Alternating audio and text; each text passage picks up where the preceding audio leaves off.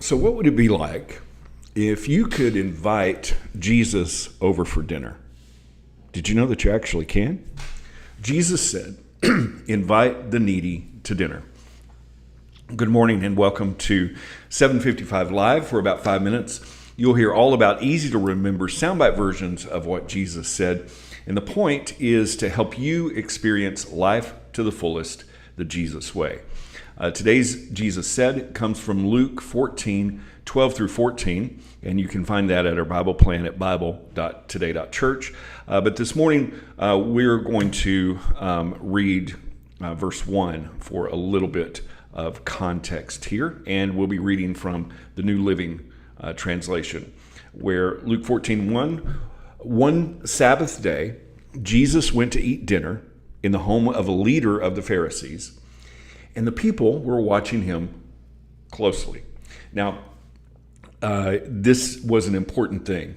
Shabbat Shalom is a phrase that was used, and to enter someone's house on Sabbath was a big deal.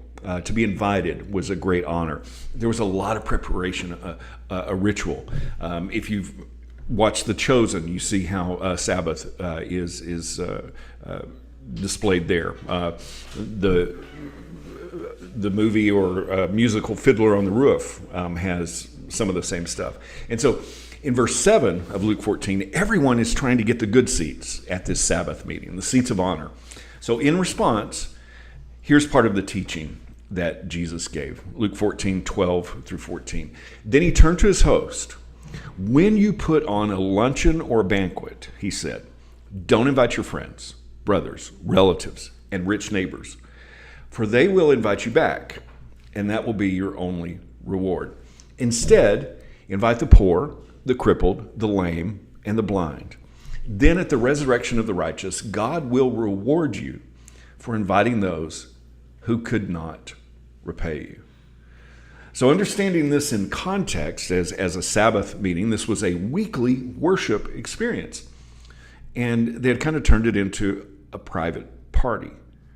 It was an honor to be invited, but also consider that for at least the first couple of centuries, a gathering of believers or the church was much like this.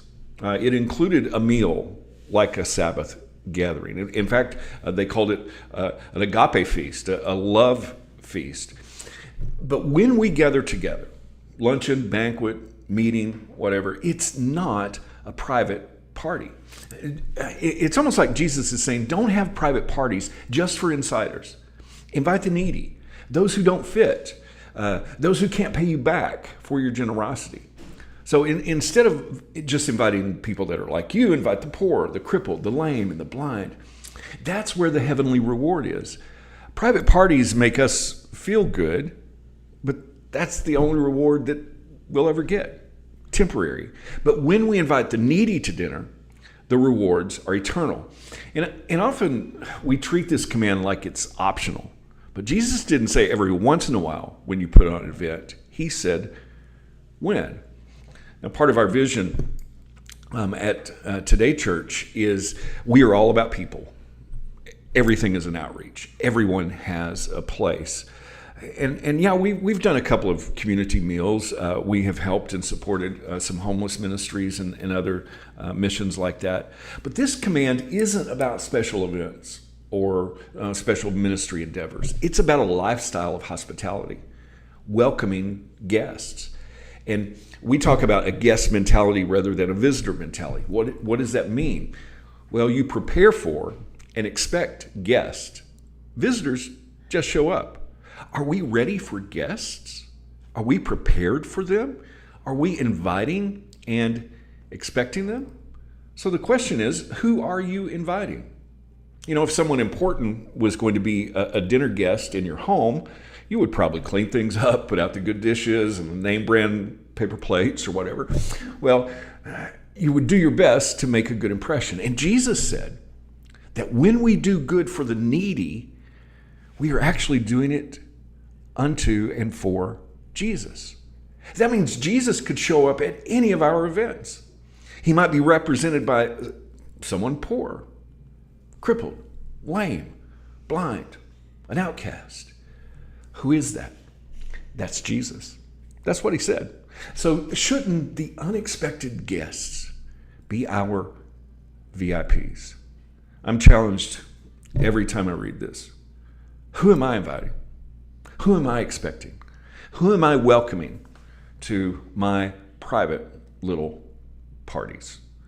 Well, Jesus said, invite the needy to dinner. How can you put that into action today? Thank you so much for listening. I hope this is meaningful to you, and it does mean a lot to me when you like it, when you share it, when you comment. I really appreciate you.